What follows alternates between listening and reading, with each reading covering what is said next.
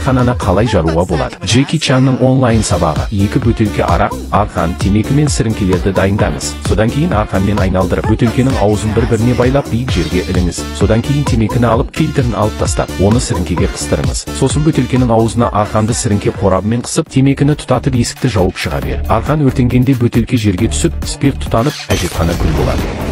Кенеттен жарылыс бүкіл ғимаратты дүр сілкіндірді. Бірақ бұл Шәкеңнің саясаткер Жынбасқа жасаған шағын ескерту ғана болды. Не нәрсеге ескерту? Осыдан 1 ай бұрын Шәкең қызын шоппинг алып шығады. Сауда үйіне жеткенде Шәкең көлікті тоқтатам деп қызына кіре бер дейді.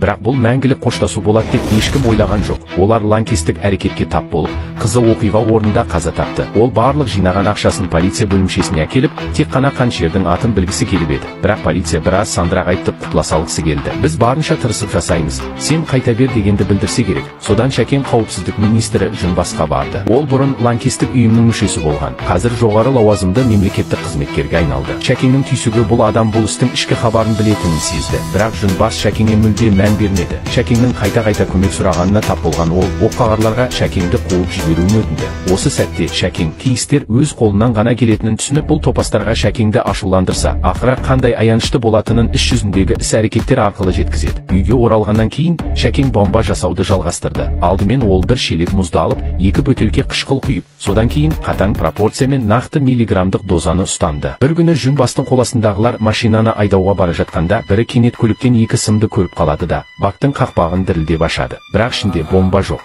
Тек бір нәм деп жазылған қағаз тұр. Бұл Шәкеңнің екінші ескертуі. Шәкең әр нәрсеге ерекше көңіл бөледі. Еркезегі 3-тен дегендей ғой. Бұл Жынбастың соңғы мүмкіндігі. Егер ол кісі өлтірушінің атын айтпаса, келесі жолы ескерту болмайды. Бірақ Жынбас мұны түсінбеді. Оның орнына Шәкеңнің мәселесін шешу үшін киллерді жіберді. Есік сыртындағы аяқ дыбысын естіген Шәкең асығыс бомбаны төсектің астына тығып, кейін төбесінен қашуға дайындалды. Бірақ төбеге жүгіріп шыққан киллер таяқпен ыңқ еткізіп қабаттан құлатты. Қайта Шәкең құбырды ұстап сырғып, 2-ші қабаттан бөлмеге кіреді. Бірақ киллер есік алдында күтіп тұр екен.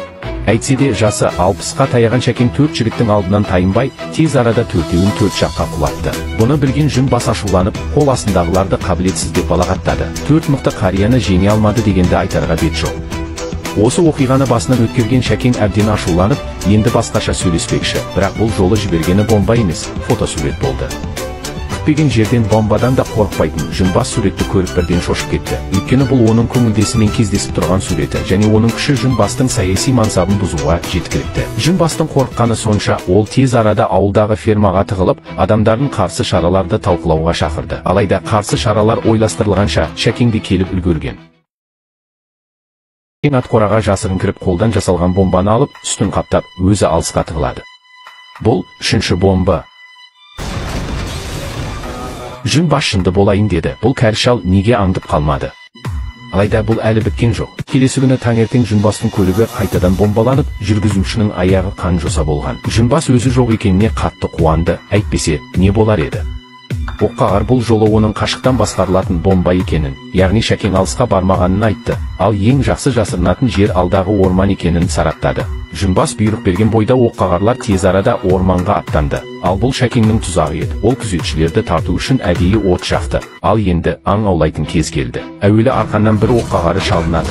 Қасында жасырынып тұрған Шәкең бірден тығып алды. Осы кезде Шәкеңнің сөмкесі тағы бір оққағардың назарын аударады, бірақ ол 2 қадамда жүрмей шегеден жасалған қақпанды басып жан айқайы шықты. Сыбайласы көмекке келе жатқанда тұзақ іске қосылып, жебе оның жамбасынан қадалады. Осы кезде Шәкең шығып келді. Бұларды барымталайын деп еді. Артынан атылған оқ тиеді. Тәлейіне орай оқ маңызды жерге тимей қалды. Қалың ағаштардың көмегімен жауған оқтан аман құтылады. Түнде ол Жынбасқа тағы бір тосын сый жасады. Үйге келген Жынбас итпен серуендеуге шыққалы жатқанда, иттің өлгенін көреді де, тартпасын ашса, мылтық жоқ екен. Кенет сезгендей болып, артына бұрылса, Шәкең мылтықпен ішке кіріп келе жатыр. Денесі бомбамен оралған.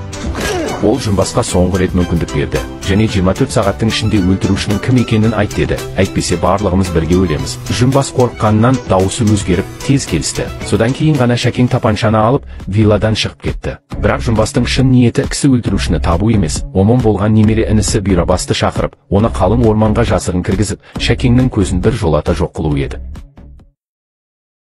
Шәкең жанып тұрған пышақты алып, тура жараға басты, осылай қанын тоқтатпақшы болды. Ауырғаны сонша есінен танып қала жаздады.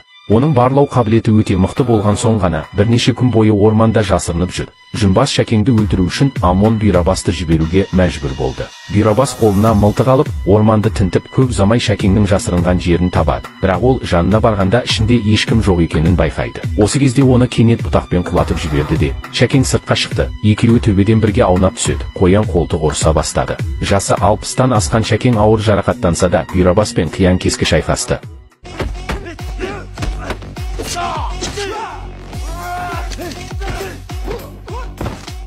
Шәкең Бұйрабасты өлтіруіне болушы еді, бірақ ол олай істемеді. Өйткені олардың барлығы ардагерлер және оларда шексіз өшпенділік жоқ. Бұйрабас Шәкеңнің өлтірмеу үшін жасаған рақымдылығын өтеу үшін Шәкең қалаған қаншер туралы ақпаратты айтты. Барлығы 5 террорист екен. Бомбаны жарған адамның оң қолында тыртық бар. Ақырында Бұйрабас лаңкестік ұйымның жасырынған жерін де ашты, бірақ ол Жүнбас Шарлысты жоспарлаушы екенін айтқан жоқ.